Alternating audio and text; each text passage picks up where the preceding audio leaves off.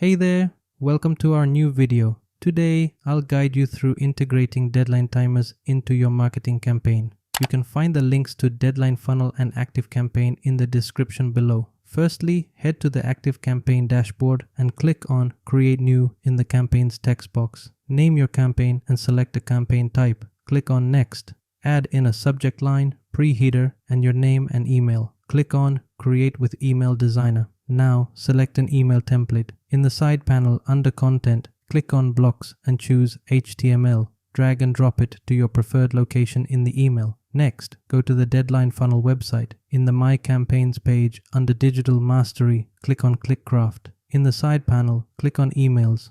Scroll and copy the HTML code provided. Paste the HTML code in the HTML block you made in your ActiveCampaign email. Your deadline timer will be integrated into your marketing campaign. You can click on Preview to preview your email. Click on Save and Exit. Don't forget, you can find the links to Deadline Funnel and ActiveCampaign in the description below. Thanks for watching, and I hope to see you again soon.